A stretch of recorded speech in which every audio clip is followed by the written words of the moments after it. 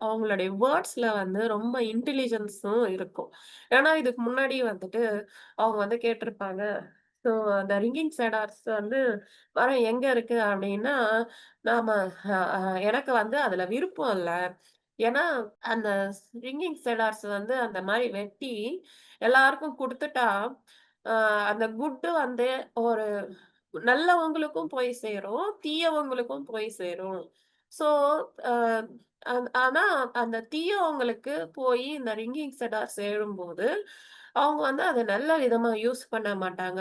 இந்த எனர்ஜிய வந்து அவங்க வந்து இன்னமும் நெறைய கெட்ட விஷயங்களுக்காக அவங்க யூஸ் பண்ணுவாங்க. ஸோ, அதனால அ ஒரு நல்ல விஷயத்த வந்து நல்லவங்க, தீயவங்க 2 பேருக்குமே குடுக்கும்போது, அது வந்து பேலன்ஸ் ஆயிட்டு, அதனால எந்த ஒரு பெனிஃபிட்டும் இருக்காது. ஸோ, அ அதுவும் போக இன்னும் அந்த தீமை செய்றவங்க கையில இந்த மாரி ஒரு நல்ல ரிங்கிங் செடார்ஸ் மாதிரியான ஒரு பெண்டன்ட் இருந்தா, இன்னமும் அவங்க வந்து கெட்ட விஷயங்கள் செய்ய ஆரம்பிப்பாங்க. இதனால வந்து ஒரு நல்லது கம்மியாவும், கெட்டது அதிகமாவும் ஆகும்.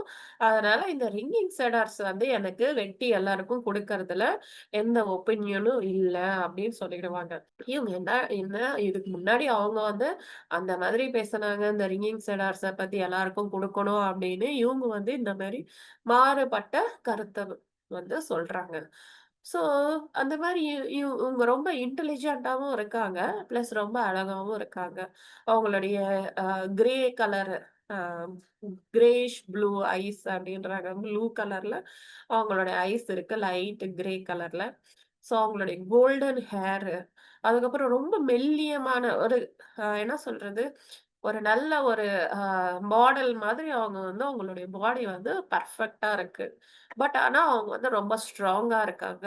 அவங்களோட ஏஜ் வந்து இவங்களால கெஸ் பண்ண முடியல. ஏன்னா, இதுக்கு முன்னாடி இருக்கிற அவங்க grandfather, great grandfather வந்து இவரு வந்து என்ன நெனைக்கிறாரு 65 இயர்ஸ் அப்டின்றாங்க.